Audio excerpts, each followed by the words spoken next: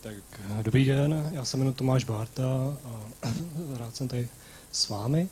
Je to trošku nadýl dneska koukám, bylo to docela náročný tady vysedávat téměř 2 hodiny a doufám, že to teda zvládnu. Já jsem si pro vás připravil studii revitalizace území v prostoru mezi jmenovanými bytovými domy 97, 607 číslopopisný a dále vlastně je to prostor mezi základní školou a středním odborným učilištěm. A jedná se o prostor schátralých pivovarských sklepů. Jak paní starostka říkala, tak asi máte povědomí o stavu tohoto území a prostoru těch sklepů. Ty sklepy byly dlouhodobě otevřený, přístupný veřejnosti a bylo jí nebezpečný vlastně se pohybovat jak v těch sklepích, k čemuž docházelo, bylo tam spousta odpadků a v minulosti si tam dokonce teda hrály děti, došlo tam i k nějakému incidentu s ohněm, pokud jak si ta zpráva se ke mně dostala dobře a k nějakým ohrožení na zdraví. Takže já jsem pak i doporučil městu, aby vlastně neprodleně ten prostor uzavřeli a doporučil jsem různý teda, ty mříže, jak teda v čele, tak v té stropní části. Následně teda jsem začal řešit vlastně studii vlastně tohohle z toho prostoru, která by sanovala ty sklepy, ten prostor a ideálně vyřešila jaksi zlepšení kultury toho místa, zlepšení toho veřejného prostoru, který tam je prostě nevyhovující a vlastně těsně sousedí s bytovým domem 637, to je vlastně ten bytový dům nový s plochou střechou vedle, takže obyvatelé i toho domu vlastně mají zájem logicky na tom, nebo i obyvatelé nejbližších bytů domů, aby se s tím prostorem něco udělalo, protože jinak je to nevzhledný a jinak je to v podstatě to bylo částečně nebezpečný potenciálně. Takže já jsem se teda s tím záměrem teda setkal v tom stavu a dal jsem se teda do práce na ty vizualizaci jako stavební projektant. Já teda jinak se teda v krátkosti ještě představím. Vlastně 10 let tady působím jako stavební projektant na Novoplattsku, Jičínsku a od roku 2018 vlastně jsem se účastnil návrhu a vlastně vývoje několika staveb v karibské oblasti a od tohoto roku já vlastně spolupracuji s inženýrem, architektem Renem Stegitem, což je německý architekt, ale vlastně v podstatě už dneska spíš Američan, přes 20 let už žije v New Yorku a vlastně je to můj dlouhodobý spolupracovník, kterýho jsem oslovil vlastně k účasti na tomhle projektu, takže ten projekt vlastně vznikl v podstatě s mezinárodní účastí, takže já teda doufám, že to finální zpracování a ta vizualizace, kterou vám teďka chci předvést, tak se vám bude líbit. Jsme si nad tím dali záležet, aby to bylo co nejlepší řešení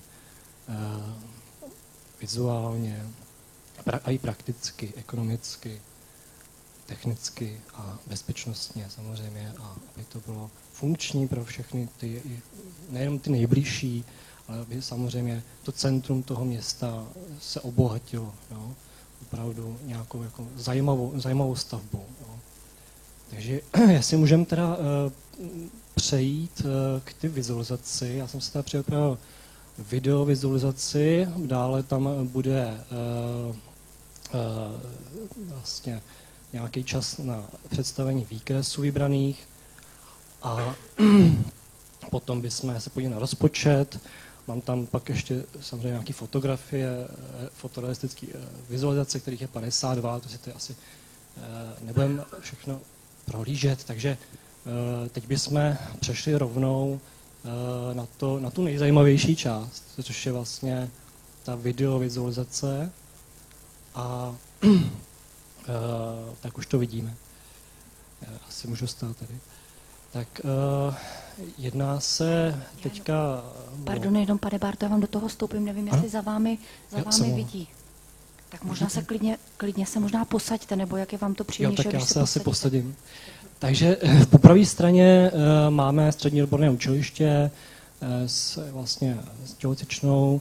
Teďka jdeme po chodníčku, který by vzniknul nově, řešil by vlastně přístup dětí vlastně do základní školy mimo stávající parkoviště, který se nachází vpravo, tam je vlastně původní ta plechová hala.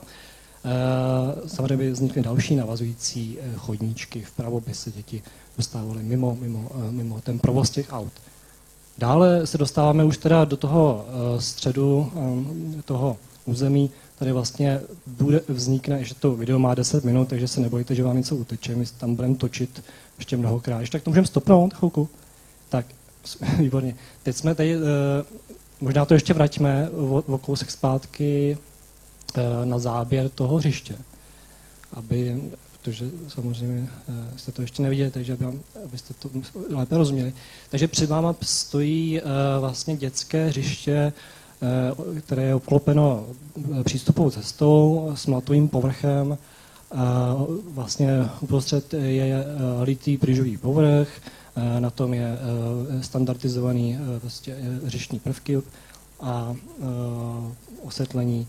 A tohle je část, která samozřejmě primárně slouží pro ty menší děti, ne pro žáky středního odborného učiliště, ale jsou prostě v sousedství ty bytové domy a je vždycky dobrý, aby tam byla vybavenost v tomto směru. Takže ten projekt jinak je teda myšlen tak, aby byly uspokojeny potřeby všech vlastně věkových skupin a aby vlastně to území bylo co nejpestřejší pro celou škálu, vlastně od těch malých, vlastně po starší a i po nejstarší.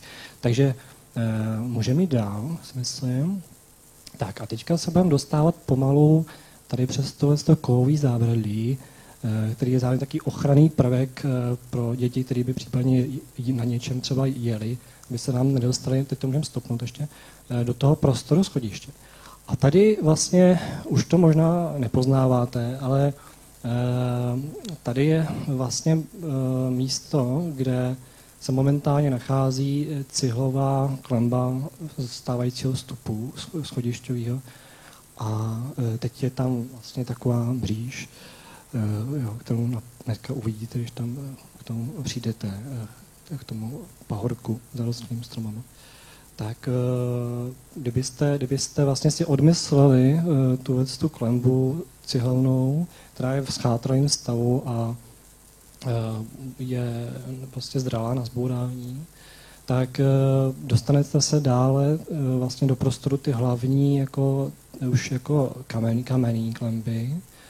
A ta kamenná klemba je zcela v pořádku, neporušená, nějak nejsou tam znaky nějakého statických problémů. Jinak ještě doplním v tom souvislosti, že spolupracovníkem který byl inženýr Pavel Buřič, který udělal vlastně statické posouzení stávajícího stavu. Takže nehrozí tam vlastně pro žádný závažný statický problém a ten návrh je v souladu s tou statikou toho stávajícího stavu. Takže tady jsme navrhli vlastně široké přístupové schodiště, které vlastně odpovídá potřebám veřejného prostoru. Jak vidíte, jsou tam nějaké světla pod vlastně těm čelama těch stupňů, těma nosama. Je ten duch vlastně toho schodiště odpovídá vlastně ty mase těch sklepů, je to taky monolitický styl. A k tomu i ta dlažba, že? Takže jsou to taky jako větší formáty. Tak můžeme jít teda asi dál. Takže tady ta část by byla teda zcela nová. A zde už se dostáváme do prostoru těch sklepů. Tady zase, jestli to můžeme stopnout chvilku, tak tady vlastně na začátku bar. Já jsem teda ještě neřekl, k čemu vlastně, jaká je ta myšlenka využití toho podzemního prostoru. Každýho asi samozřejmě teďka napadne, že by to mohlo být něco jiného možná než bar. Ale mně se jednalo o to, vymyslet ten projekt tak, aby se zachovaly ty sklepy. A ono je opravdu, těch řešení tam příliš mnoho není, jak by se měly ty sklepy využít. A nás jako napadlo, nejlepší řešení je udělat bar. Ale pozor, tady je potřeba se říct taky to B, že ten provoz toho baru musí být na standardní. Tohle bude pak záviset případně na podmínkách toho provozu mezi městem a tím provozovatelem na nastavení těch podmínek, aby tam vlastně ten prostor lákal prostě lidi pro prostě kulturní spíš zážitek, protože půjdeme postupně dál, tak tam uvidíte pódium a já si prostě představuju, že ten provoz bude vždycky doplněný živou hudbou a že to bude opravdu jako kulturně obohacující jako místo, jako odpovídat, nebo aby to bylo takový, jaký prostě chceme, aby to nebyl nějaký slušný, jako takový pajzl bych to nazval. To by nemělo být a tomu je se potřeba samozřejmě vyvarovat a nastavit ty podmínky tak, aby ten bar byl pokud možno co nejvíc jako luxusní a nebát se do toho investovat ty prostředky, aby to stálo za to. Tak můžeme jít dál. Takže tady jsme navrhli nějakou individuální lavici. Celkově v tom vlastně prostoru provozovny se nachází 40 míst sezení a tam vzadu vlevo už vidíme teda na nás vykukuje to pódium ze spoda. Nad sebou vidíme ještě takový ty kruhový otvory, tak to jsou světlovody. Tak tady jsou takový zase kruhový okna v té štítové stěně. Tak to pódium se dá využívat i taky pro sezení, zrovna tam nebude teda nějaké vystoupení. A vzadu vlastně nám vzniknul takový salonek a ten prostor je momentálně vlastně to je taky stávající a ta stěna naproti, co vidíme teďka, jak nová, ale zatím se nachází kamenná štítová stěna a ta je částečně jaksi rozpadla nebo propadla a tam by se to muselo opravit, znova vyzdít, což není tak náročný. A tady v téhle zadní části, vlastně ta druhá část těch sklepů, tak tam by vzniklo vlastně sociální zázemí plus takové jakoby sezení jako extra pro nějakou třeba skupinku lidí. Máme tam ještě verzi rozšíření těch sklepů, aby tohle je taková minimální verze řešení toho prostoru. No. Máme tam, to pak uvidíme v těch výkresech, takzvanou rozšířenou verzi, která počítá s možností jaksi zdvojení tady toho salonku a ještě s větším sociálním zázemím, prostornějším a dalším ještě sezením v průchodu, tak to vám pak ještě ukážu pak spíš půdorysu. Takže teďka momentálně taková minimální verze je tady sezení plus teda sociální zázemí, můžeme jít dál sociální zázemí tam za tou stěnou. Takže tady zase jsou světlovody, ty se opakujou, jsou napojení nahoru korten, roury. Tady vlastně zázemí pro zaměstnance, znamená věšák podle hygienických standardních požadavků, výlevka, záchod myvadlo, tady další místnost jsou WC ženy, pak jsou WC muži s pisoárem. A já říkám, je tohle minimální verze, takže jeden záchod na 20 mužů, jeden záchod na 20 žen podle standardních hygienických požadavků. A tady ještě tady vlastně naproti nám je taková ta šedá stěna s betonovou stěrkou, tak zatím by se nacházelo technické zařízení vytápění vlastně těch prostor. Ty prostory nemají přirozený větrání, byla by tam vzduchotechnika. Dneska existují už na trhu běžně zařízení vzduchotechnické, které vám prostor jakoby vytápějí ten prostor a zároveň cirkulují čerstvý vzduch, přitápějí si ten čerstvý vzduch. To jsou to vlastně taky 2 zařízení jako v jednom, který pracuje jak s vytápením, tak s přísunem čerstvého, odsunem odpadního vzduchu. Takže to by se vešlo za tady tu předstěnu. Jo, tak. Můžeme jít dál. Tak. Takže zase tady vidíme ten čelní bar z ty světlovody. Tak a tak po levé straně, ještě k tomu můžeme teďka stopnout. Tak a teďka po levé straně, no, za tím barem, tam je vlastně vstup do dveře, vstup do místnosti, která tam momentálně neexistuje. To je samozřejmě jakýkoliv provoz potřebuje nějaký skladovací prostory na nápoje, prostě nějaký vybavení. No, takže tam by musel vzniknout nějaký skládeček, minimálně tak 4x3 metry. A zase je to minimální varianta, která by byla přijatelná pro nějaký takovýhle provoz. Ten bar tady je jen takový, jako dá se říct, náčrt, samozřejmě budou tam nějaký dřezy a nějaký další jiný osvětlení. Takže zatím je to jenom opravdu jako architektonický koncept. Jo? Není to úplně do detailu řešený. Tak můžeme dělat. Takže tady vlastně budeme postupně opouštět ten interiérový prostor. A tady teda vidíte individuální teda dveře z hliníku. A tady vlastně vidíte ty schody masivní.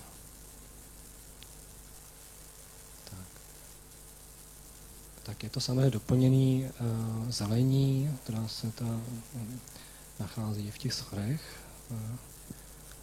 A tady vidíme takový sloupce, to jsou pítka pro děti, který tam samozřejmě vlastně procházejí od základní školy, pohybují se tam, takže aby měli vlastně přísun čerstvé potřeby. A tady, když tak jdeme stopnout, se nacházíme v dalším takové zóně.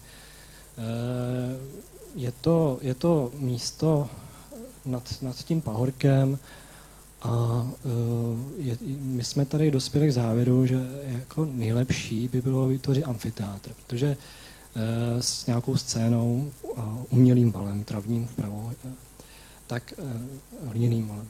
Tak vlastně hlavní ten důvod je ten, že tady máme teda tu základní školu. A my jsme přesvědčeni, že jak si ten amfiteátr by mohl sloužit pro focení například, jo, těch dětí. Bylo by to, myslím, že by to uvítali. Dále by tam samozřejmě mohli pořádat nějaké jako scénky, tam máte ten prostor, jo. Takže v nějakých dopoledních hodinách by to asi nebyl problém ani z hlediska, jako bych řekl, hluku, by se tam udělala nějakou scénku vůči těm bytovým domům, když vlastně většina lidí v dopoledne vlastně ani běžně doma není. Takže myslím, že to je jako ideální řešení vlastně pro tady ten prostor nad zemí. Tady těch sklepů. Takže tady jsou nějaké schody kamenný, které tam momentálně nejsou, tak aby to teda muselo nově vzniknout. Nějaké zase mlatový cesty, můžeme jít dál. Nahoře tam se na chvilku dostaneme ještě pak, tam budeme moc podívat na ty světlovody. Tak. Takže tady je ten jako hliněný val zatravněný. Tamhle vpravo se nám začaly objevovat takové dveře, tak tam, až se dostaneme, tak teďka se ještě koukám, ještě vracíme. Takže za chvilku tam budeme. Tady ještě si prohlídneme to sezení toho amfiteátru. Je to vlastně takový jako přírodní styl, že? To tráva v těch patrech. Tady to je nová stěna, jo, která je vystavená na ten portál. tam má 60 cm jako dloužku, takže to je masivní jako kamenná pískovcová stěna. Tady nahoře nad tím valem vidíme ty světlouvody. Ten val by se oproti tomu původnímu stavu musel snížit. Teďka tam je plus minus 2 metry návozu hlíny. Musel by se to snížit asi tak na metr, což není problém. Většina těch stromů, co tam je dneska, by musela být prostě pokácená, musely by být vysázeny nový. Tamhle vpravo, teda, jak jsem říkal původně, tak vidíte dveře, tak tam se nám vešlo do toho svahu ještě technický zázemí pro služby, kde můžete mít hrábě, lopatu, jo, co je potřeba pro údržbu toho prostoru venku. Tady ta stěna je jako mnohem delší. Jo. Původně zhruba tam, kde jsou končily nalevo ty okna, tak tam končí ta původní stěna a my bychom ji vlastně celou prodloužili, tu kamennou stěnu, a ji o trošku zvětšili kvůli bezpečnosti, aby to mělo funkci toho zábradlí, protože celý ten břeh, ten pahorek je vlastně potom jako pochozí a bezpečně pochozí, jo, díky vlastně řešení tady ty stěny. Tak a teďka tady máme nějakou stávající štěrkovou cestu, jak tady vidíte, ty zatravňovací trávtárnice, které by tam mohly být. A potom tady je teda řada nějakých stromů, které zase tam jsou nezbytný pro to, aby vlastně vizuálně ten park byl nějak chráněný. A byl to i teda požadavek s paní, se kterou jsem se tam bavil, sousedkou, co tam bydlí, aby tam byla zachovaná řada ty zeleně vůči těm rodinným domům na té dolní straně. Tak, teď se dostáváme zpátky po těch mlatových cestách do toho dětského parku. Vidíme tam různý jako osvětlení, ať už nízký nebo vysoký lampy, aby tam vlastně ty lidi mohli chodit v každý roční období a v každou denní dobu, dá se říct. A vidíme tam nějaký teda prvky toho hřiště.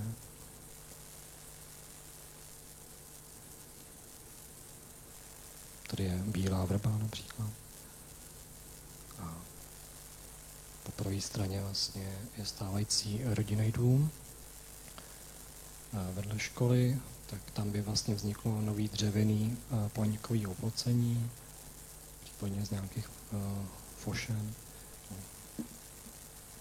A tady vlastně vidíme ten chodník, co je přímo před náma, tak ten by taky musel být nový, protože ten je opravdu nevyhovující, ten od učiliště k základní škole a děti tam opravdu chodí. Tak teďka budeme dál po té cestě a už se budeme vracet pomaličku. Tady jsou vlastně zase kovové lavičky, ten materiál, tam je ta rezatá ocel, korten zase. To se ještě podíváme. Myslím, že tam bude záběr ještě jedno na tenhle materiál.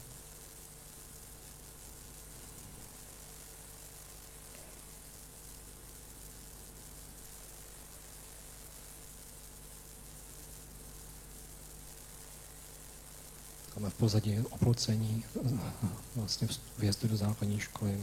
Předpokládám, že ho budou chtít posunout do zádu. A teďka ještě se vracím zpátky, takže tady jsem to ještě neprošel v tom záběru, takže kolem vlastně hrany ty přední zdi bude ten další záběr.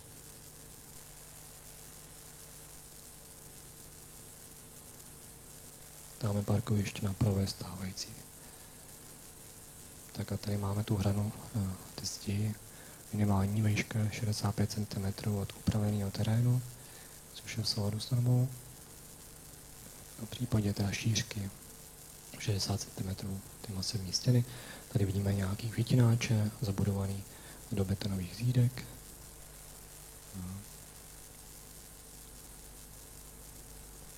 A tady je vlastně to bezpečnostní oplocení, který může být v případě že provozovna nemá otevírací dobu uzavřená, aby nám se tam případně jako nezdržovali na těch schodech, řekněme, lidi, kteří tam nemají co dělat.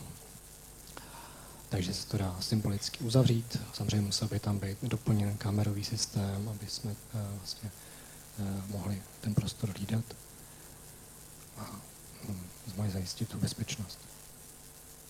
A tady po pravé straně nová zídka, betonová nízká, ve které se nachází osvětlení toho přístupu. Tak a to je konec toho videa.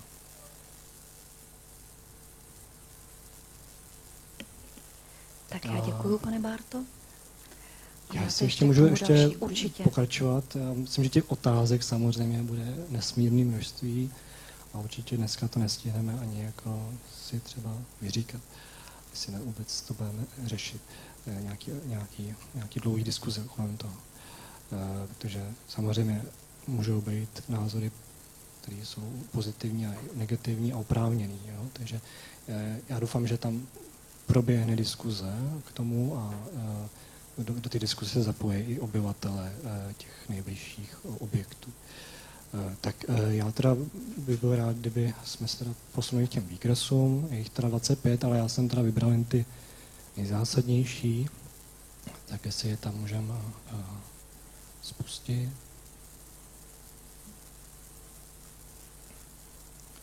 Tak tady to je vlastně výkres úvodní.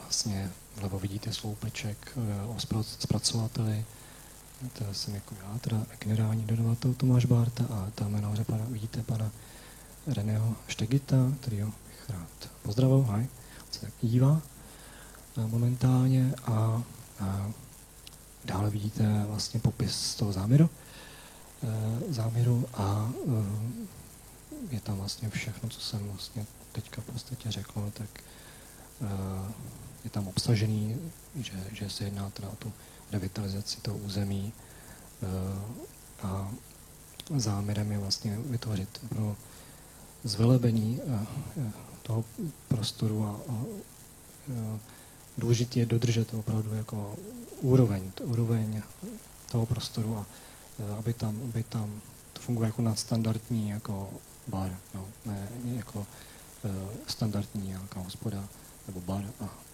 aby opravdu lidi měli z toho dobré zážitky a ty negativní byly maximálně eliminovaný. Takže aby tam bylo dbaný na tu úroveň.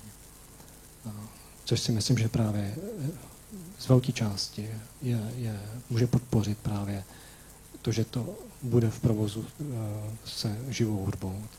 Tam je to pódium a to by měla být třeba, co si myslím, že by měla být třeba podmínka případně města, aby tam ta živá hudba byla jako velmi silně jako zastoupená, ale dá se tam samozřejmě na ty stěně třeba dělat i promítání nějakých dokumentů, nějaký autorský tvorby. Jo. Může to být opravdu nějaký takový jako originální, zajímavý kulturní prostor ve správě města, který tady prostě momentálně není a široko daleko ani takový jakoby specifický jako prostor kulturní jako není. No. Takže myslím, že to bylo přínos. My jsme tam udělali takový název Cultural Stairs, jako kulturní schody. Takže ta vize je taková jako podpořit rozvoj ty kultury v centru města. Tak můžeme jít dál. Tady jsem teda voskenoval plátky z bělohradských listů, kde došlo k vydání měsíc před zahájením ty akce, vlastně povídání o historii vlastně těch sklepů. Takže tam se samozřejmě můžete dočíst o té historii, z těch sklepů, to pochází z 19. století a byly to pivovarské sklepy, které byly původně rozsáhlejší, ale naštěstí byly velice kvalitně jako provedený a dochovaly se dodnes prakticky jako v stejném stavu, kromě jedny trošku zřícený stěny. Jinak je to opravdu jako staticky v pořádku a potvrzený odborně. Můžeme jít dál. Tak, tady vidíte teda fotky z toho původního stavu. Můžeme dál. Tady jsou fotografie teda moje, zachycující ten stávající stav. Už tam vidíme tu mříž. Můžeme jít dál. Tady vlastně ještě fotografie bez těch mříží. Tam je ten prostřední obrázek, to je ta jako rozvalina, ty stěny, jak jsem o ní mluvil, která bude případně potřeba nechat zazdít. Samozřejmě mnohem jako snazší řešení se nabízí jako ten prostor opustit a zbořit to, ale je potřeba si jako vzít na vědomí, že takovýhle sklepy vám prostě nikdo už dneska nepostaví. Jo. Bylo by podle mě škoda jako, to nevyužít jako, pro nějaký takový účely, který jsme tady navrhli.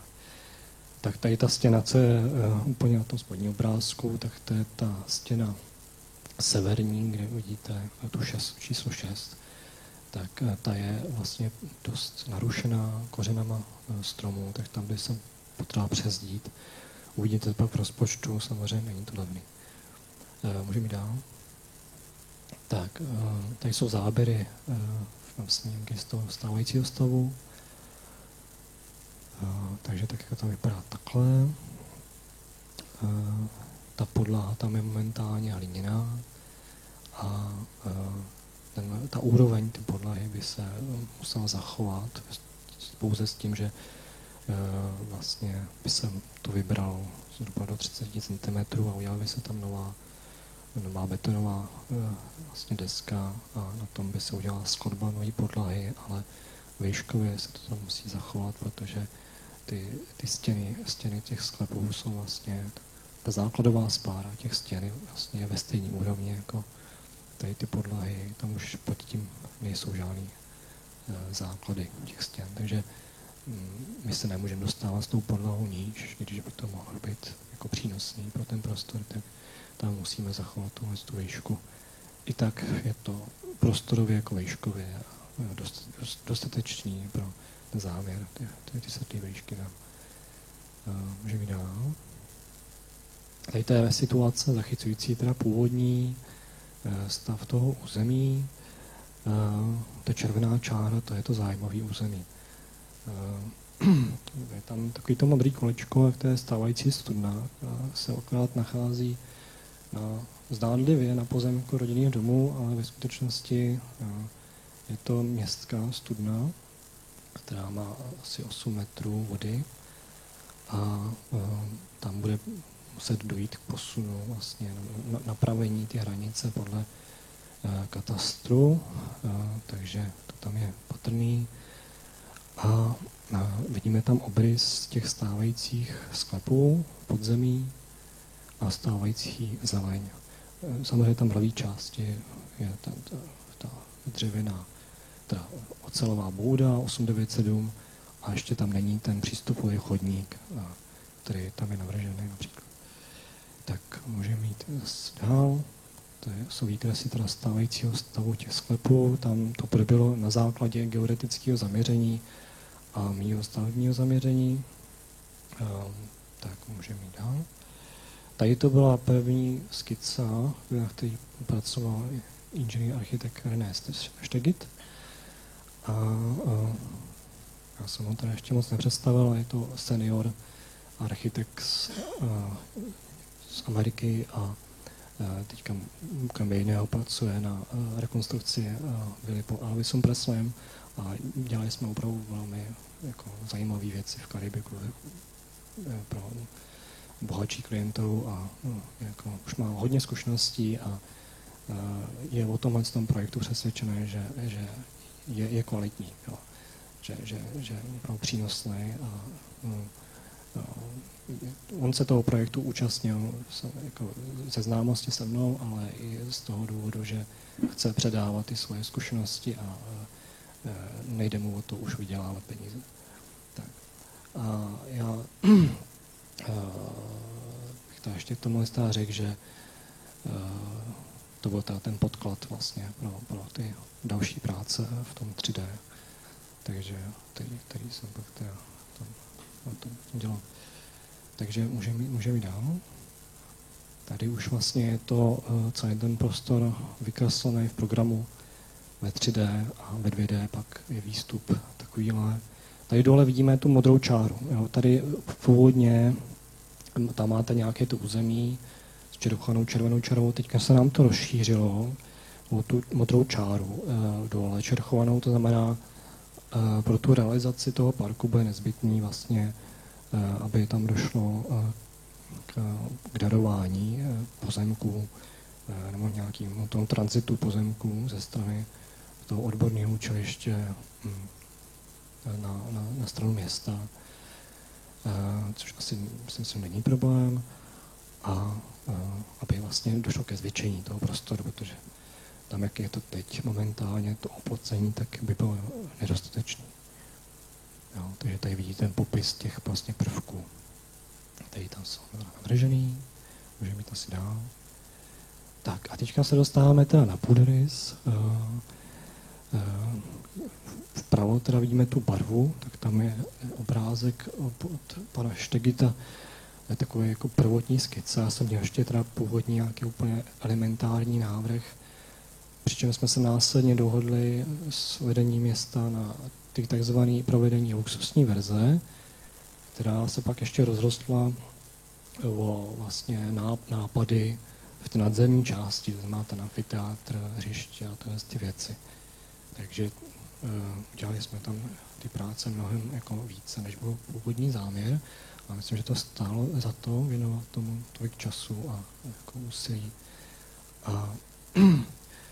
Takže to byl původní nějaká skica. My jsme se teda dostali postupně k tomu řešení, který tam vidíte v plánku vlevo.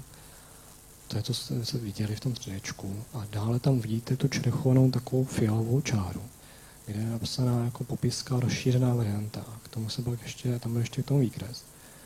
A ta čerchovaná, tam je ta fialová, takový ten jako další, jako ještě jako lepší potenciál, nebo větší potenciál. Tam by se to dalo opravdu také rozšířit ještě dál a dávalo by to ještě větší jako smysl, co je ten prostor potom. Takže tam je jako nahoře ještě další čerchovaná, tak tam už jenom obrys toho skladu nahoře. Takže je tam 40 míst, tam je legenda, takže kolik tam je celkem teďka. Tak to jsou teda řezy těma navrhovanýma sklepama v té základní verzi, ty nerozšířený. Tak, můžeme jít dál. Tady to je ta nadzemní část, vlastně přiblížená. Ty modrý kolečka, tak to jsou ty světlovody. Tak, amfiteátr a jsou tam popsané ty základní prvky v té legendě. Můžeme jít dál. A tady vidíte už jako skicu zase další, a to je ta rozšířená takzvaná varianta, která stojí za zvážení, protože když už se to dělá takzvaně, tak by mi dávalo smysl to udělat jako pořádně a využít ten potenciál, že potom samozřejmě už se tomu nikdo nedostane, už to nebude chtít otevírat tu stavbu. A tady je možnost to rozšířit o 15 dalších míst a udělat sociální zázemí prostě důstojnější, větší, udělat tam lepší sklad a udělat tam další sezení vlastně v průchodu. A co je ještě nás víc jako možná důležitější, tak udělat jako samostatný přístup pro personál takhle zvenčí, což je tam vedle těch vstupních dveří vpravo hnedka, a zároveň by to sloužilo jako únikový východ zadní z toho prostoru. Takže z požárního bezpečnostního hlediska i tahle varianta vychází teda lépe. Tuhle variantu pak ve 3D jsem zatím nerozpracoval, tam by šlo vlastně o tu přístavbu akorát tady vpravo. To se dá samozřejmě ještě případně dodělat, ale asi to není jako zásadní v tom 3D pak si. Tak, můžeme jít dál. Tady jsou teda už, mám dojem, že tohle je poslední teda výkres z toho výběru výkresů. A tady na těch posledních stránkách pak jsou teda ty vizualizace a nějaký vlastně watermarky v tom středu. Takže tak, kdybyste si nevěděli, co tam je na ten text uprostřed těch obrázků, tak to jsou naše webové stránky Reného a mé. Tak to je takový ten ochranný znak. A já říkám, tam nahoře Culture Stairs, tak to je takový slogan toho projektu. Tak to je vlastně všechno teďka z těch výkresů. A ještě se dostaneme v rychlosti na ten rozpočet stavby. Tak už ho tady máme, výborně. Tak já jsem ten rozpočet udělal pouze jakoby odhadově. Položky tam jsou tam ty hlavní položky. Udělal jsem to na základě zkušenosti. Leco jsem teda porovnával s aktuálníma cenama rozpočtovacíma, ale nemá samozřejmě význam dělat teďka v této fázi detailní položkový rozpočet. Není možný ani využít přepočet na metr čtvereční, metr krychlový, takže to je prostě rekonstrukce individuální, takže jsem musel vycházet prostě z odhadu a z nějaký kontroly se stávajícíma cenama těch hlavních položek. Takže ten rozpočet má asi 3-4 strany, jak se přesně nepamatuju. A celkově to vychází pro město odhadem s tou rozšířenou variantou na 12,5 milionů korun bez DPH. Záměr. No. S tou rozšířenou variantou uvažuji. No, což je s tou přístavbou ještě s těma lepšíma sociálníma, s těma sociálními záchodama a s větším počtem míst.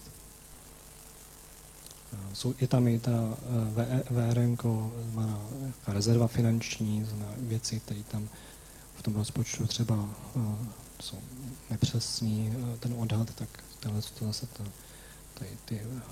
ty finanční rezervy v tom to zase jako vyvažují, aby ten rozpočet byl víc jako bližší té realitě. No. Takže to je asi všechno. Tam další materiály teda nemám k tomu, který vám k tomu poskytnout momentálně. Děkuji. Tak já moc děkuji za vaši prezentaci, pane Bárto, za váš čas a otevírám diskuzi k tomuto bodu. Pan Paďour se hlásí do diskuze, tak prosím. Tak děkuji za vaši prezentaci, byl to opravdu velmi hezký a pěkně podaný. Mně se to strašně líbí, to je opravdu krásný projekt z mého pohledu, ale všechno to je o těch penězích, no, samozřejmě. Tak já nevím, jestli na takovýhle projekt se mi zdá, tak, co člověk vidí, že existují nějaké dotace, ne, třeba evropských fondů a tak dále, nedokážu říct jako v této chvíli. Další věc je to, že ten bar teda líbí, já mám bar rád jako moc, ale a i jako luxusní bar samozřejmě, ale my se tady spíš potýkáme s tím, že máme problém s klientelou, mám pocit, jako tady, že nevím, nedokážu si představit, jestli, nebo nedokážu říct, jestli by se našla klientela, která by držela prostě celý ten podnik nad vodou, aby fungoval po stránce ekonomický.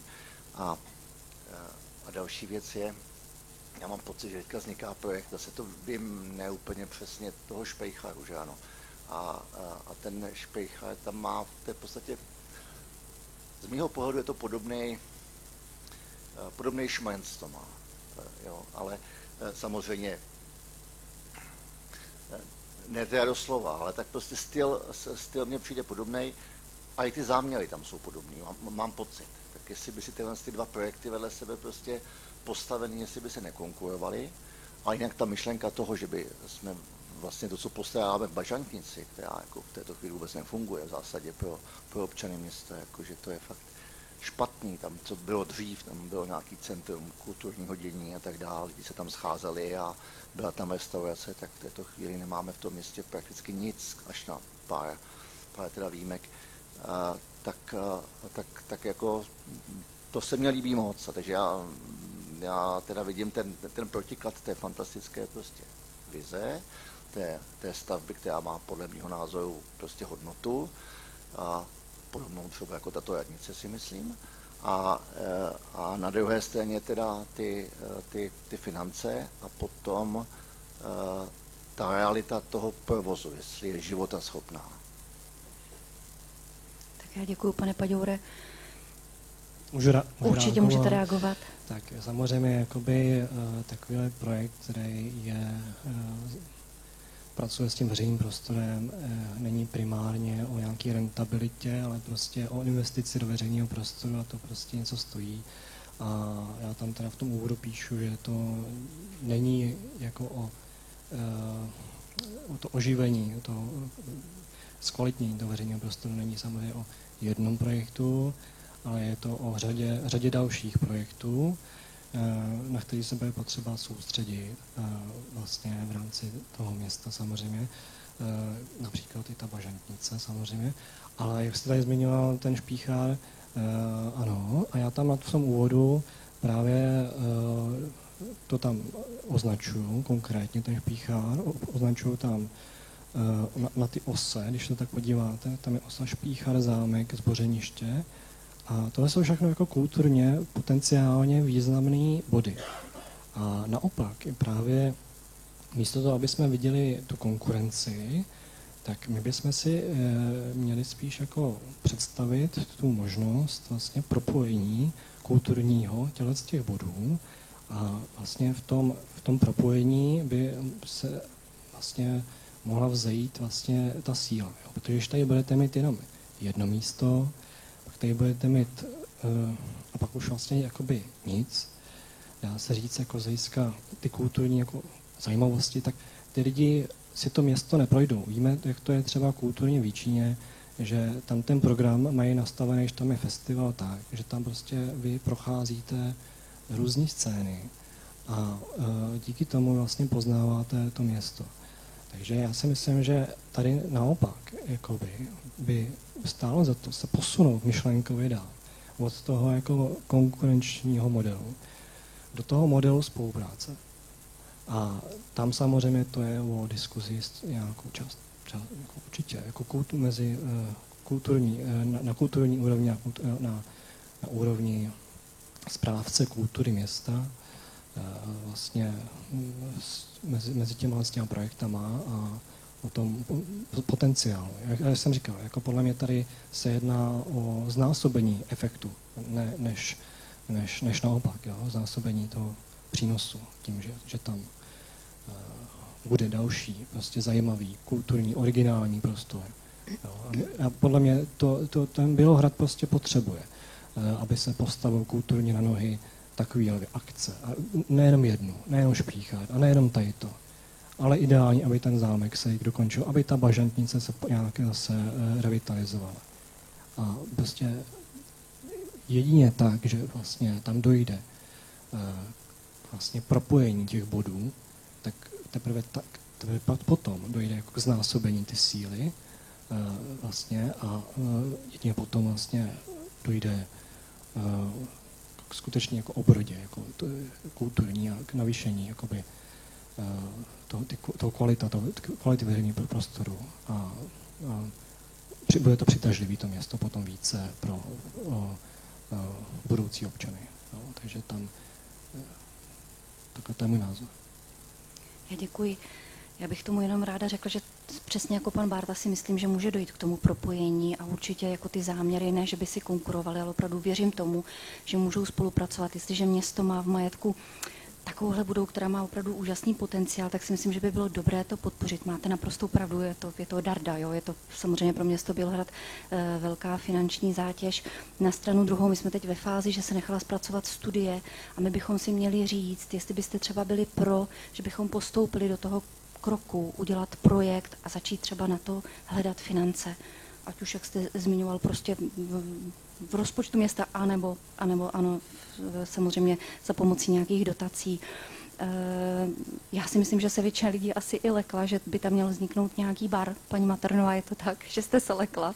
Já jsem to na vás viděla, protože samozřejmě lidé, kteří bydlí blízko, tak se leknou toho, že by že by tam došlo k nějakému rušení nočního klidu a tak dále. To je samozřejmě otázka, jestli by tam měl být bar nebo nějaká kavárna. Já, co postrádám teď v současnosti v tom městě, tak je třeba nějaký prostor, který by byl právě takovýmhle spojením. Galerie, kulturní nějaký zázemí na tu živou hudbu, jak i pan Bárta zmiňoval.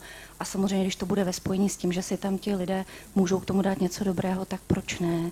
A opravdu si nemyslím, že by si ty projekty měli konkurovat. Naopak by tady právě vznikla ta místa, která by nutila, ať už tu bělohradskou veřejnost, anebo i lázně, protože i tam je samozřejmě potenciál, tak by je nutila vlastně to město Bělohrad poznávat z různých úhlů.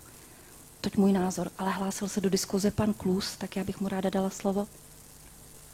Mně se to zpracování moc líbí, už i proto, že jsem v tom prostoru strávil svoje dětské léta.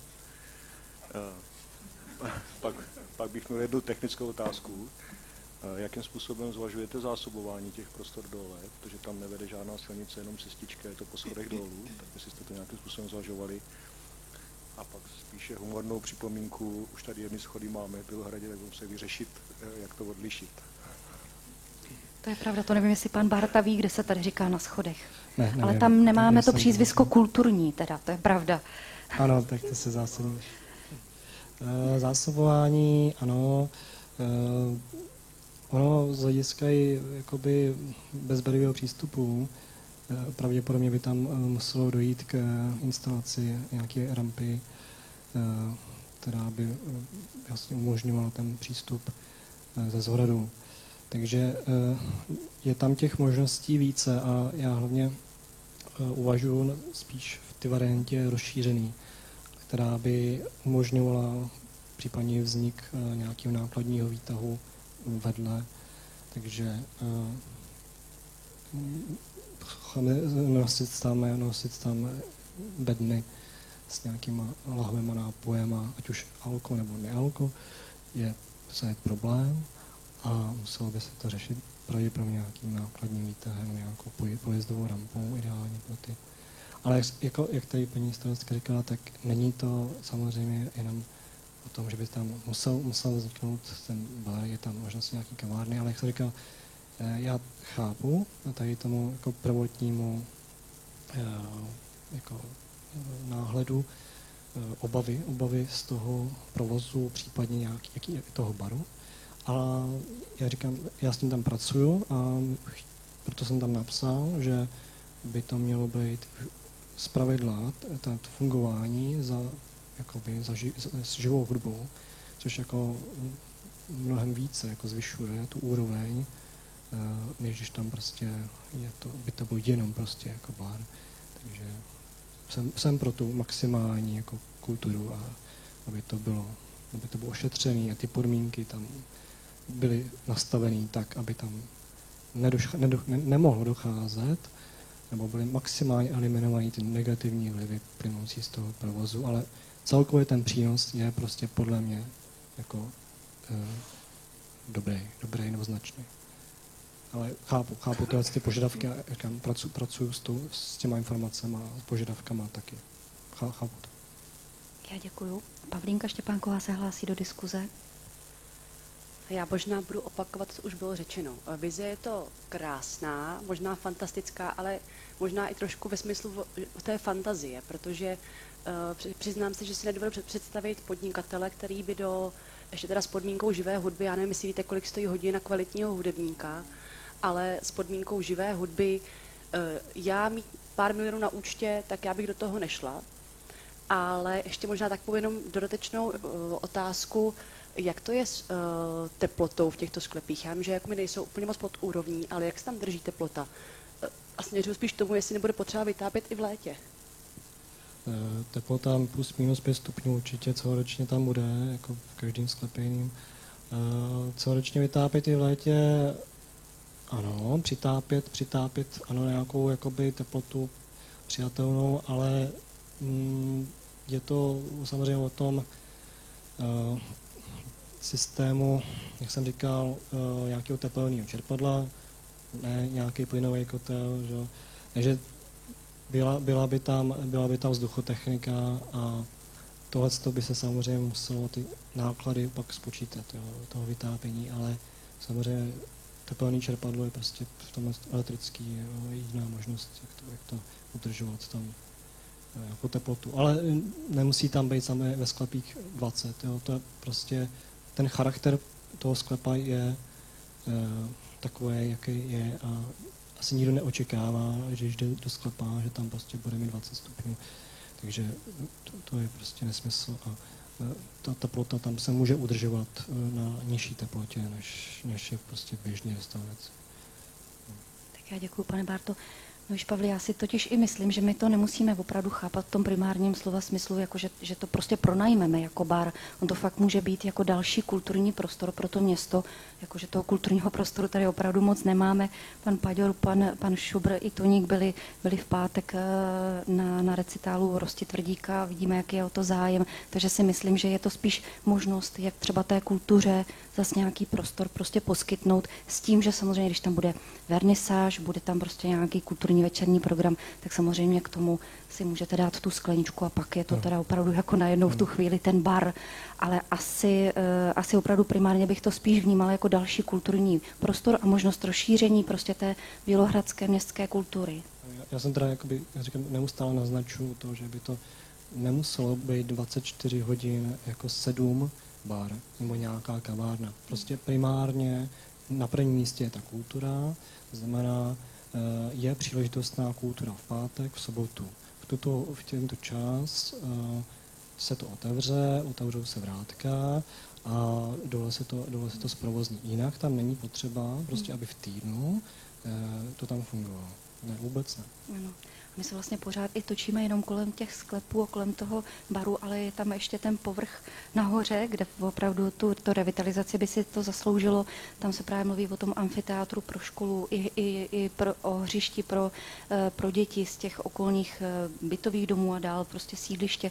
Takže si myslím, že se nemusíme točit jenom vlastně kolem toho baru, klubu kulturního, ale je tam k tomu i přidaná hodnota právě v podobě teda revitalizace celého toho prostranství. Ale já jsem přeběhla Pavla Šubra. Tak já poprosím Pavel Šubr. Já si myslím, že to je velice zajímavý projekt a bylo by opravdu pěkný ho tam realizovat.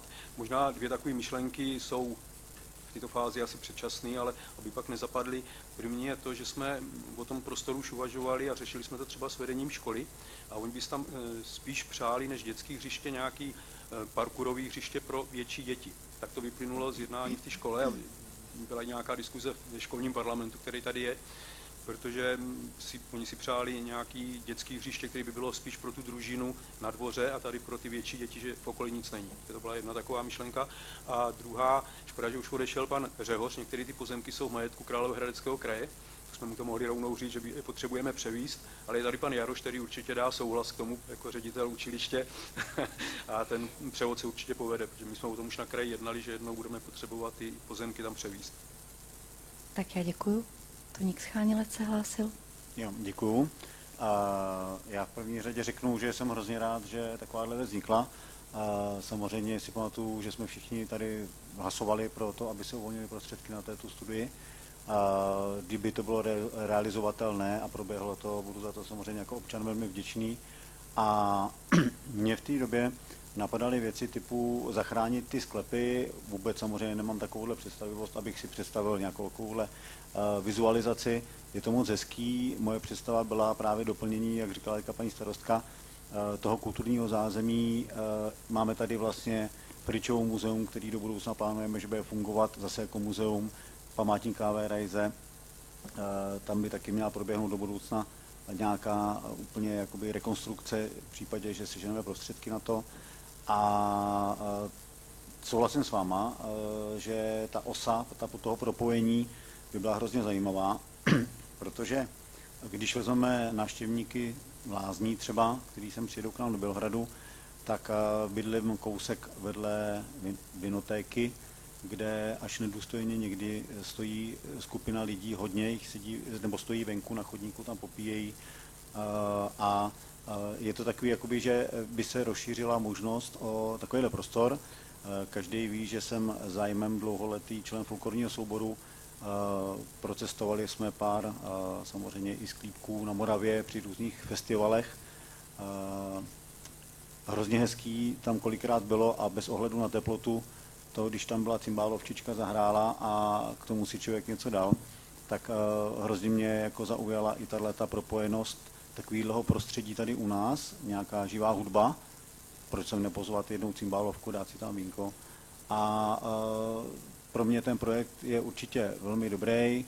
Představu jsem měl původně takovou, že by to mohl být teda projekt s artefakty z toho sklepa, nebo vím, že památníků i ve Fričovém muzeu je mraky artefaktů z naší historie bělohradský, který leží ladem ve skřínkách zavřený, neukazují se vlastně návštěvníkům a veřejnosti naší.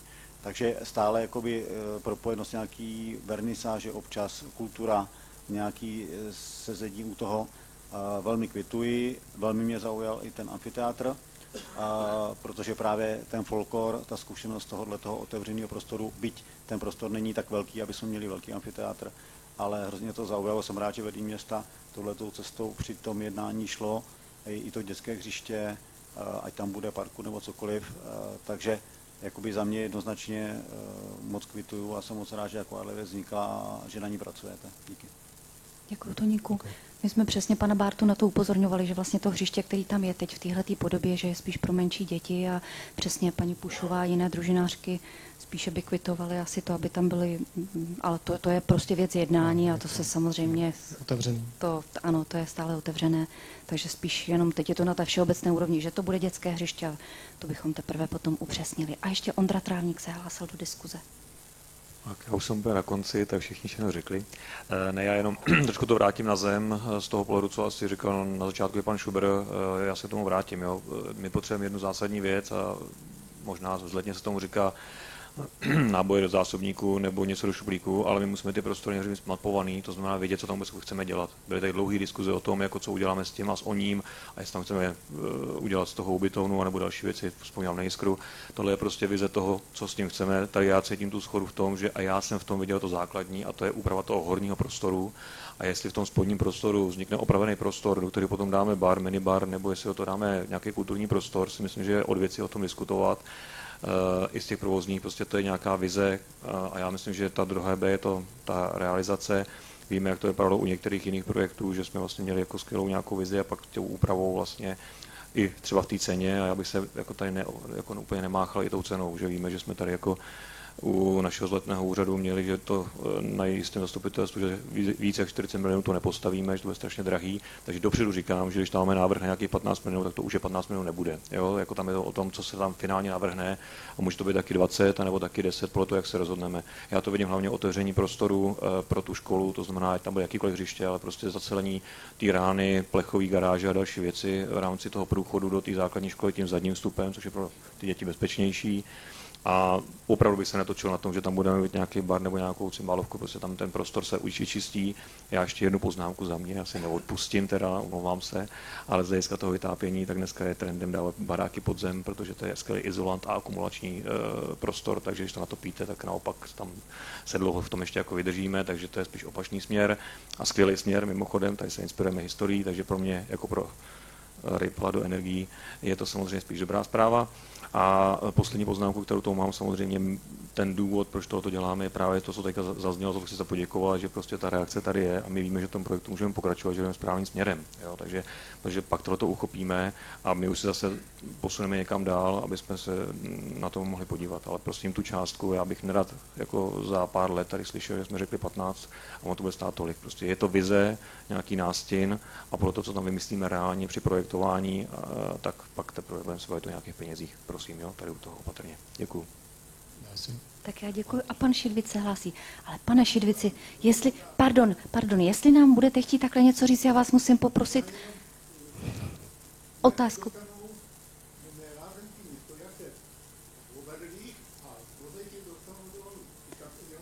To máte dobrou otázku, na to jsme se ptali, když nám to pan Bárta prezentoval na radě taky, tak pan Bárta vám odpoví. Já už jsem to tady teda zmiňoval, že by tam pravděpodobně musela vzniknout prostě rampa pro bezbariérová podél No, podél vlastně těch schodů na ty boční stěně, nějaká rampa, no, by sami namontovaná. To je jedna možnost, to je ta cenově dostupnější, méně cenově dostupnější, že tam děláte výtah z boku vedle vlastně ty betonové stěny schodišťově tam děláte vedle výtah. To je ta dražší varianta. Takže jsou levnější, dražší varianty, ale určitě tohleto by tam mělo být. Jako jo, ano. Je to logický. A pak jsem ještě teda chtěl reagovat na tu chronologii výstavby. Podle mě není možný tu stavbu řešit tak, že uděláme nadzemní část a pak se rozmyslíme podzemní část.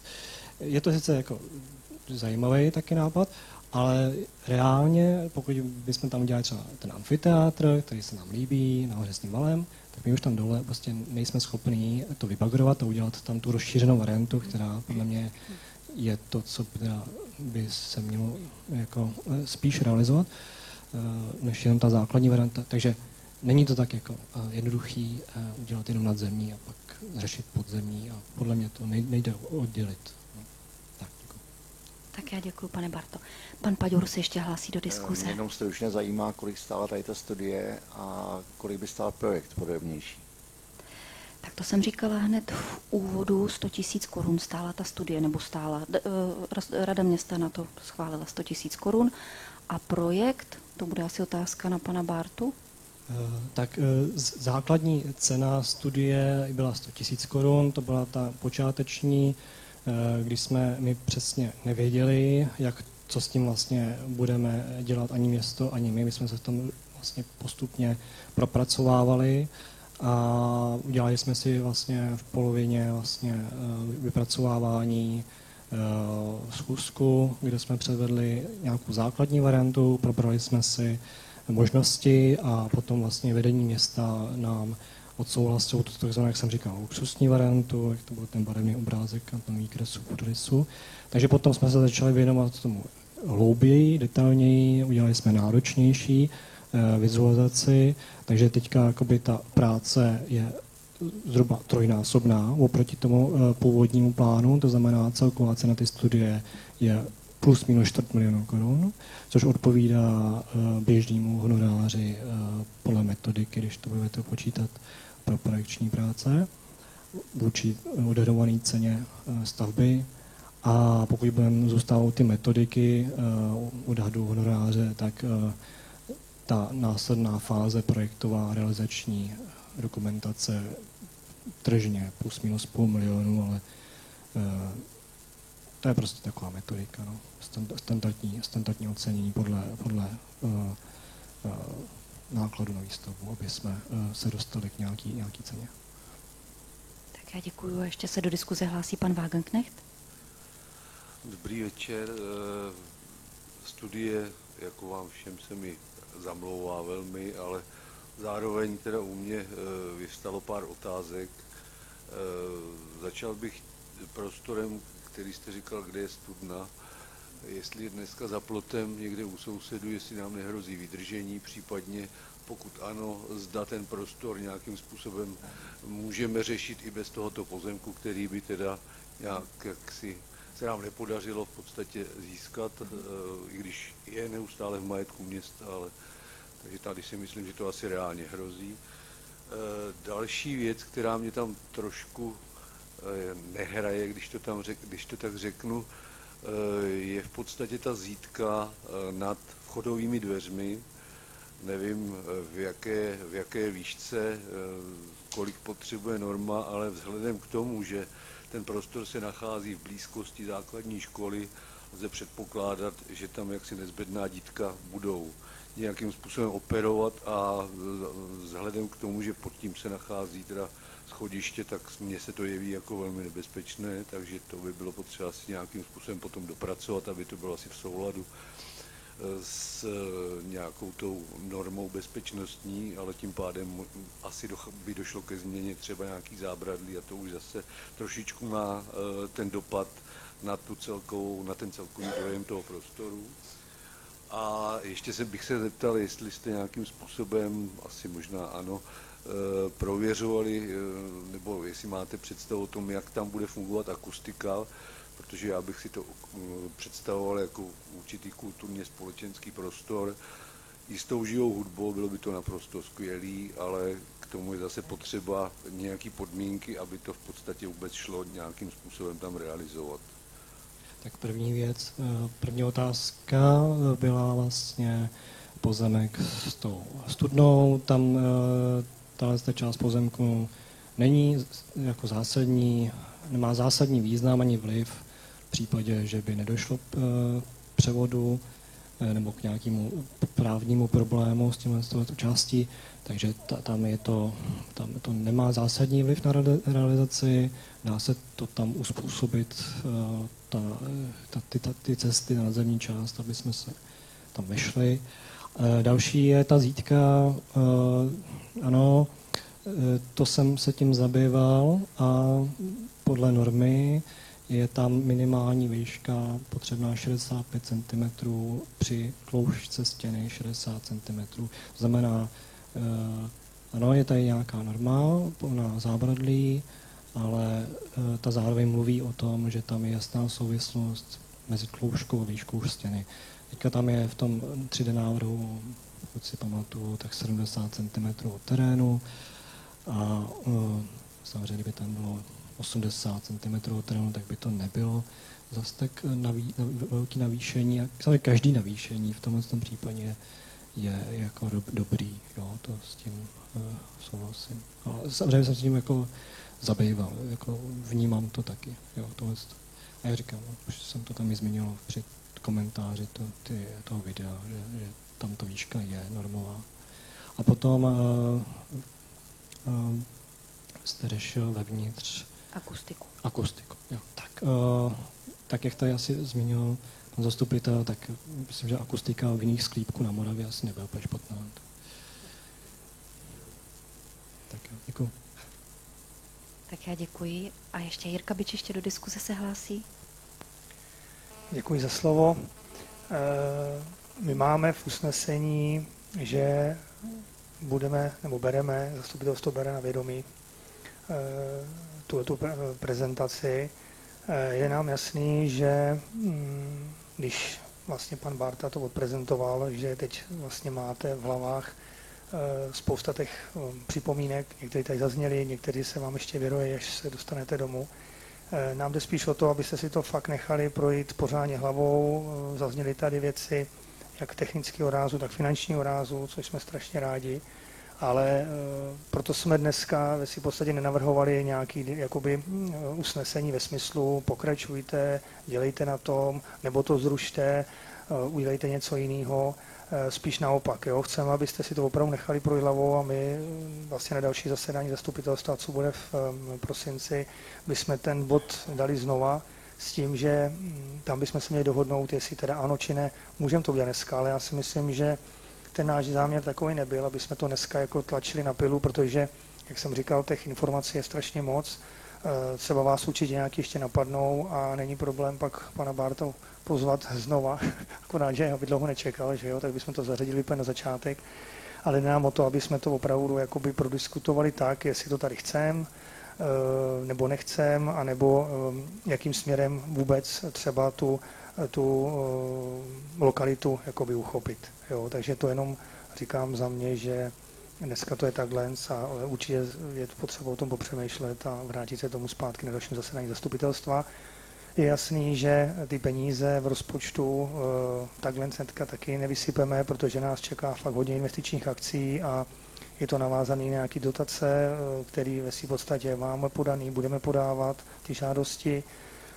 Víte, že jsme na mimořádném jednání zastupitelstva řešili tělovýchovnou jednotu, takže těch věcí je moc, ale jde o to, že, jak říkala paní starostka, musíme být připravení a za mě nejhorší je to nechat v tom stavu, jak to je.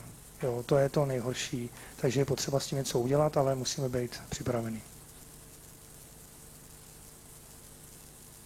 Tak já děkuji a pan Paďour se ještě hlásil do diskuze. No tak Jirka to vlastně řekl za mě, já si myslím, ještě bych k tomu jenom dodal to, že by možná bylo zajímavé, kdyby jsme pro příště takhle zásadní věci dostávali nějakým způsobem připravený v mailu. Tu studii jsme si mohli prohlídnout doma, aby ta diskuze tady třeba byla už jako konkrétnější a tak dále. Tady jako opravdu na mě to působilo velmi hezky, ale bylo by fajn, kdyby se to člověk ještě tým mohl někde prohlídnout. To je jedna věc. Druhá věc, ta částka těch 500 000 teda za tu projekční dokumentaci, když teda ta studie narostla ze 100 000 na 250 000 a potom teda finální projekt za 500 000, no, zdá se mi to být trošku málo reálné, ale chápu, že to takhle prezentujete v této chvíli, taky bych to tak udělal. Ale je to přesně tak, jak říká Jirka, že by bylo dobré si vzít nějaký čas na to promyslet a nedělat nyní žádné další rozhodnutí o tom, zda pokračovat nebo nepokračovat. S tím odkazem, že příště za mě by bylo prima, kdybychom si to mohli prohlídnout dopředu. Dobře, děkuji. Se může tak samozřejmě případná cena ty další projektové fáze, tak by závisela na té konkrétní nabídce a tady to jenom opravdu jako odhad a já odhaduji, že by to bylo jako nižší než ta cena, kterou jsem nadhodil, ta 500 000 za tu další fázi, ale jak jsem říkal, pouze jsem vycházel ze standardní metodiky výpočtu honoráře za projektovou dokumentaci. Takže studii tam je ta cena daná z mé strany, víme, co jsme na tom udělali, cena ty další fáze je prostě k diskuzi a k jednání. Já děkuji. Ještě pan Běčiště. Já odpovím Michalovi. My jsme přesně to, co tady říkáš, jsme zvažovali, jo, jestli to dopředu pošlem, abyste se na to mohli připravit, ale připadlo nám to ve své podstatě za prvý nefér vůči panu Bartovi a za druhý, my jsme to chtěli s tím komentářem, jo, abyste to všichni pochopili i od něj, protože tak když bychom to poslali, tak nevím, no, nám to připadlo tohle logičtější, ale chápu tě, že samozřejmě se na to jako zastupitel chceš připravit a kolegové taky, ale volili jsme tu variantu právě proto, jak jsem říkal, že dneska to je to na vědomí a vrátíme se k tomu, abyste si ty myšlenky všichni utřídili a na dalším zasedání zastupitelstva v tom prosinci bychom měli teda přijmout nějaký zásadní stanovisko. Tak já děkuji. Já taky. Hlásí se ještě někdo do diskuze? Tak, ještě pan ředitel, tak prosím. Dobrý večer, dámy a pánové, já nechci dlouho zdržovat, ale já mám takový pocit, že mě to tady připadá trošku takovou tu bajku o tom zajíčkovi a lišce. Jo, já si nedokážu představit, že bych stavěl nějakou nemovitost na pozemku souseda. No, děkuji panu Šubrovi, že mě dal takovou důvěru, že ty pozemky nepotřebujeme a vzdáme se jich, ale já musím říct, že mojí povinností je hájit zájmy školy a my v současné chvíli máme s tím prostorem nějaké plány také. Samozřejmě budeme naklejit nějaké diskuzi, ale byl bych rád, kdybyste nás také brali jako partnera. Jo, já tady nechci být v roli toho, který vám bude házet klacky pod nohy. Já jsem paní starostce i panu místostarostovi, i bývalému panu starostovi deklaroval naši chuť, zájem a snahu být dobrými sousedy, dobrými partnery pro město a očekávám to též i teda z druhé strany. Konkrétně my teďka připravujeme a v podstatě probíhá už výběrové řízení na dodavatele.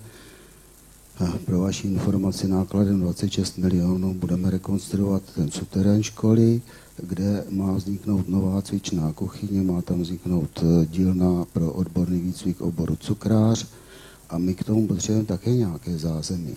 Potřebujeme služební vozidla, potřebujeme dovážet materiál, potřebujeme dovážet suroviny, odvážet výrobky.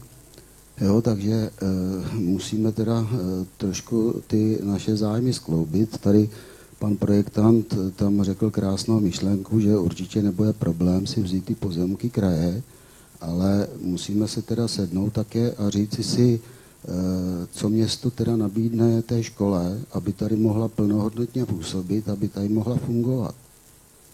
Jo, takže nechci vám kazit radost, to v žádném případě. Já věřím, že dosavadní jednání s městem byla vždycky korektní a věřím, že i nadále budou a že se nějakým způsobem dohodneme, ale byl bych rád, kdybyste v této souvislosti vzali taky v úvahu naše zájmy.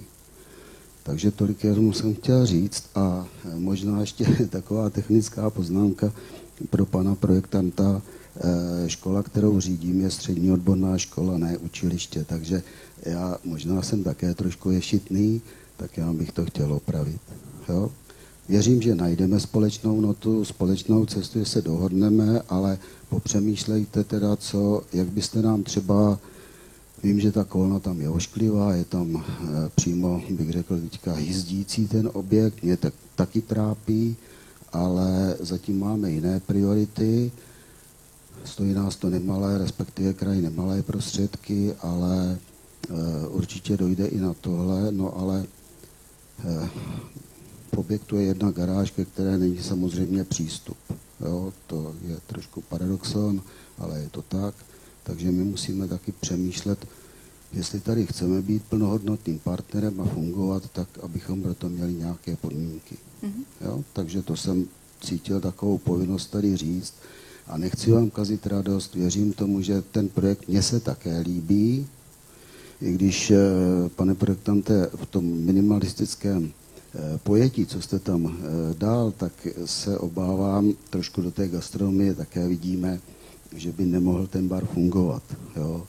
Bar není jenom barový pult a pár židlí a sklad 3x4 metry, takže já bych vás podpořil, že když už, tak ta maximalistická verze, jo? Z tohoto pohledu. Takže tolik za mě a děkuji za pozornost. Tak já děkuji, pane Jaroši, a hlásí se do diskuze Jirka. Tak, pane ředitel, já jsem rád, že jste vystoupil, protože a jsem rád, že jste přišel, protože jsem vás pozval. Víte sám moc dobře, že jsme několikrát spolu jednali s paní starostkou. Tohleto nic není vůbec proti učilišti, nic proti vám, nic proti kraji. To jste si asi nějak špatně vyložil. To zadání, že pan projektant má vlastně ten pozemek, který je kraje, zahrnout, to jsme si vymysleli my, aby bylo vidět, jak ten celek celý může vypadat. To je jedna věc. Druhá věc, kdybychom to neudělali, tak jako celek to neuvidíme. Samozřejmě máte naprostou pravdu v tom, že se musí jednat s krajem, pokud bychom ten pozemek chtěli získat, a pokud si já si pamatuju, tak předmětný pozemek, který ve své podstatě, když tam ještě byla lesní správa, tak jsme získali a už tenkrát na začátku bylo plánováno, to ještě vlastně tam jde věc, já vůbec jakoby neříkám, že si existoval nebo neexistoval, ale ty plány byly v plenkách nebo vůbec ne. A šlo o to, že už tenkrát jsme plánovali, že se nám ten chodník ze Zámecké propojí vlastně do školy. Jo. Tyhle prvotní plány byly. Takže my jsme chtěli vědět, jak se to uchopí komplexně a samozřejmě teď je to na tom, jak se dohodneme, pochopitelně. Jo. Tady to není vůbec v žádném případě obcházení. Kdybychom vás chtěli, pane ředitel, obejít, tak vás dneska sem nepozvu. Jo. To zase berte na férovku. Jo. Takže ono z toho může vyjít něco a taky nemusí, já to chápu. Jo. Ale bez té komplexnosti by jsme vlastně nedostali ten reálný obraz. Jo? Takže tak, jo? Takže to jednání naopak budou dál probíhat, to jako je jasný, na to můžete vzít jet, ale museli jsme to také udělat, určitě. Jo? To je na vysvětlenou. Jo, Já bych nechtěl, abyste si to vykládal, pane místostarosto, jakože chci být oponent. Jo? Já jenom chci, abychom do toho celého komplexního řešení zahrnuli i tu školu a určitě já věřím tomu, že k nějakému konsenzu dojdeme. Já to tam nechci hájit za každou cenu. Za mě, kdybychom měli nějaké jiné okamžité řešení, tak v situaci, kdy nám to v létě tam ten vichr trošku pobořil, tak bych byl první, který bych navrhoval likvidaci, protože mně se ten objekt nelíbí a musím říct, že to tam hyzdí. Zatím teda díky tomu zázemí, které tam je, tak to ještě není tak markantní, ale to, co tady vyprojektoval pan projektant, tak kdyby se tam mělo zrealizovat a trčet u toho tahle hrůza, tak to se asi dohodneme všichni, že by to bylo jak pěst na oko, tak to nechci, jo? Ale až prostě dojdete k nějakému rozhodnutí, že touto cestou půjdete, tak bych byl rád, kdybychom se bavili na téma, co zas to město třeba nám může, v čem nám může pomoct, abychom tuhletu záležitost trochu vykompenzovali. A já jsem kantor od jak živa, takže málo komu asi leží na srdci bezpečnost dětí víc než mě, takže já s vámi souhlasím, že ten chodník tam by byl určitě pro bezpečnost těch dětí víc než potřebný, jo? To je bez diskuzí. Jo? Takže takhle ještě. Tak já děkuji taky. Tak zeptám se, jestli se hlásí ještě někdo do diskuze? Pane Bárto? Já už asi nemám tak my vám děkujeme za váš čas. Budeme se těšit zase na setkání třeba.